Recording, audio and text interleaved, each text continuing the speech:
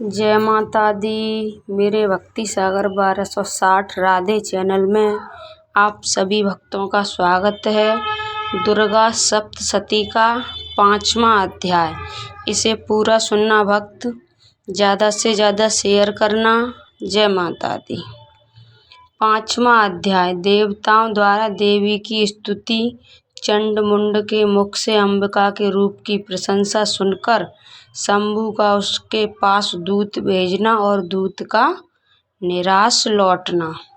महर्षि मेधा ने कहा, पूर्व काल में शंभु निशंभु नामक असुरों ने अपने बल से मत्स्य इंद्र का त्रिलोकी का राज और यज्ञों के भाग छीन लिए और वह दोनों इसी प्रकार सूर्य, चंद्रमा, धर्मराज और वरुण के अधिकार भी छीनकर स्वयं ही उनका उपयोग करने लगे। वायु और अग्नि का कार्य भी वही करने लगे और इसके पश्चात उन्होंने जिन देवताओं का राज्य छीना था उनके अपने अपने स्थान से निकाल दिया। इस तरह से अधिकार छीने हुए दैत्यों तथा दैत्यों द्वारा निकाले हुए देवता पराजिता देवी का स्मरण करने लगे कि देवी ने हमको वर दिया था कि मैं तुम्हारी संपूर्ण विपत्तियों को नष्ट करके रक्षा करूंगी। ऐसा विचार कर सब देवता हिमालय पर गए और भगवती विष्णु माया की स्तुति करने लगे। देवताओं ने कहा, देवी को नमस्कार है, शिव को नमस्कार है, प्राकृत और भद्रा को नमस्कार है। हम लोग रौद्र, नित्या और गौरी को नमस्कार करते हैं। ज्योतिषनामयी, चंद्ररूपिणी व सुख रूपा देवी को निरंतर नमस्कार है। शरणागतों का कल्याण करने वाली बुद्धि और सिद्धि रूपा देवी को हम बार बार नमस्कार करते हैं। और नीर ऋषि राजाओं की लक्ष्मी तथा सर्वाणी को नमस्कार है। दुर्गा को दुर्गे स्थलों को पार करने वाली दुर्गा, पार को सारा सर्वकारिणी ख्यात कृष्ण और धूम्र देवी को सदैव नमस्कार है। अत्यंत सौम्य तथा अत्यंत रौद्र रूपा को हम नमस्कार करते हैं, उन्हें हमारा बारंबार प्रणाम है। जगत की आधारभूत कृत देवी को बारंबार नमस्कार करते हैं। जिस देवी को प्राणी मात्र विष्णु माया कहते हैं उसको नमस्कार है, उसको नमस्कार है, उसको नमस्कार है। जो देवी संपूर्ण प्राणियों में चेतना कहलाती है उसको नमस्कार है, उसको नमस्कार है, उसको नमस्कार है।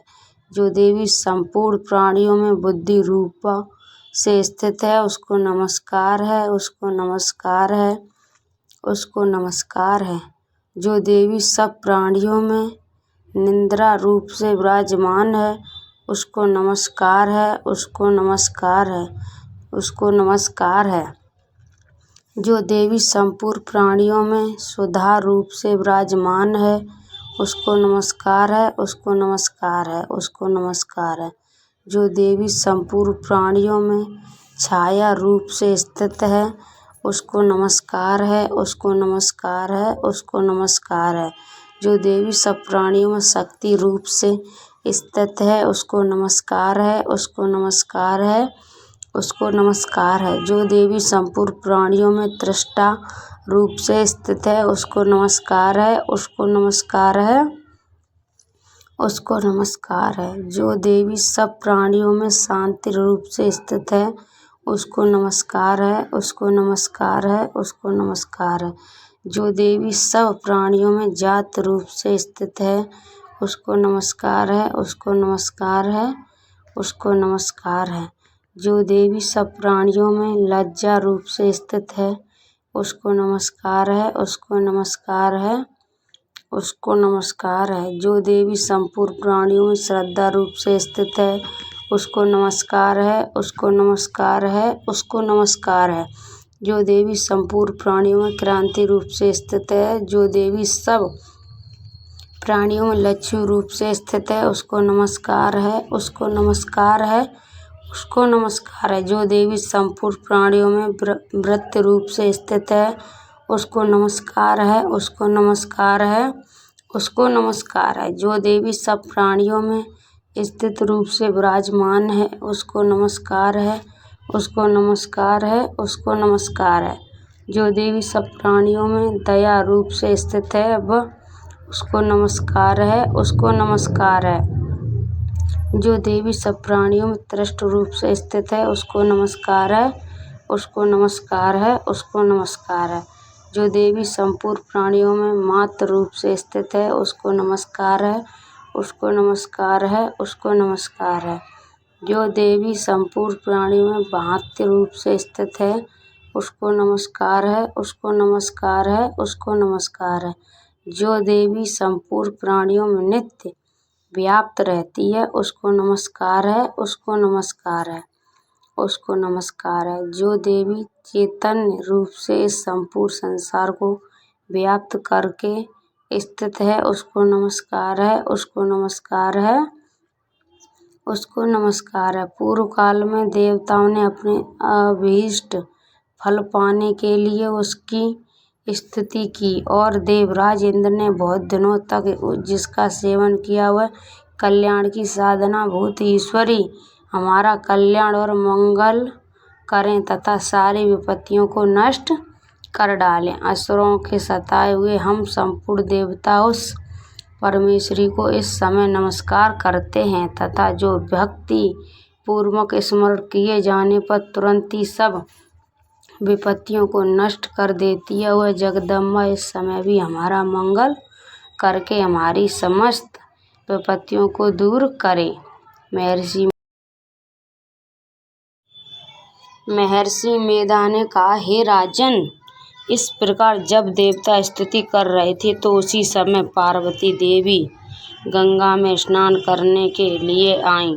तब उनके शरीर से प्रकट होकर शिवा देवी बोली, शंभु दैत्य के द्वारा स्वर्ग से निकले हुए और निशंभु से हारे हुए ये देवता मेरी स्तुति कर रहे हैं। पार्वती के शरीर से अंबिका निकली थी, इसलिए उसको संपूर्ण लोक में कौशिकी कहते हैं। कौशिकी के प्रकट होने के पश्चात पार्वती देवी के शरीर का रंग काला हो गया और वह हिमालय पर रहने वाली कालिका देवी के नाम से प्रसिद्ध हुई।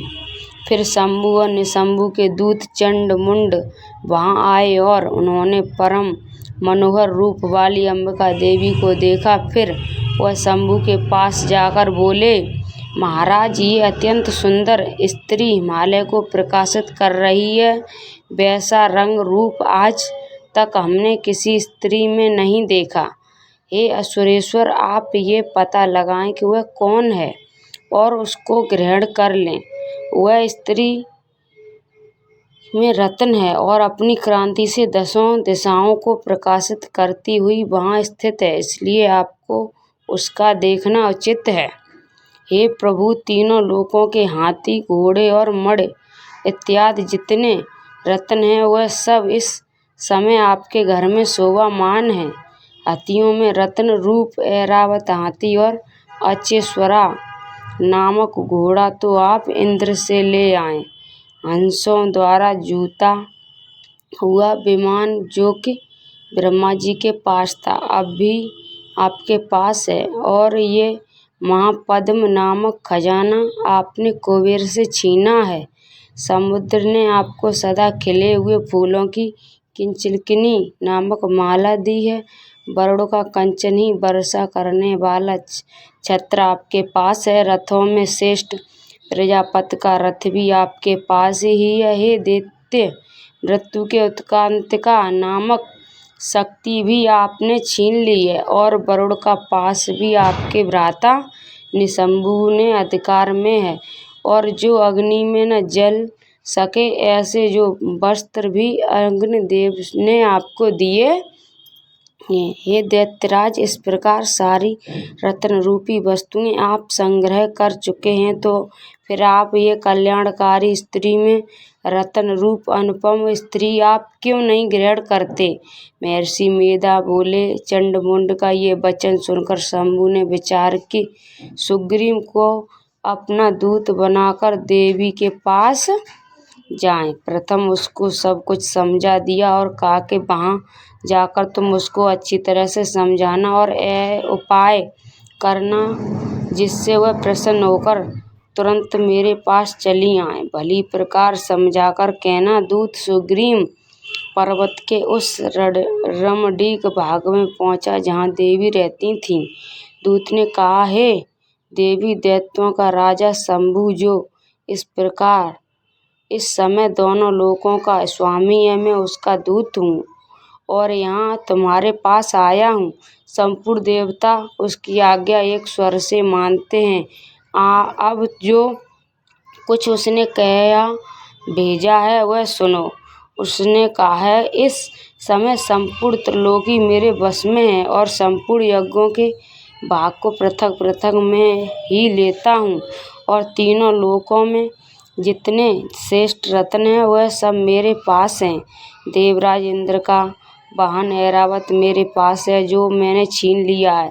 उच्चेश्वरा नामक घोड़ा और क्षीर सागर मंथन करने से प्रकट हुआ था, उसे देवता ने मुझे समर्पित किया है।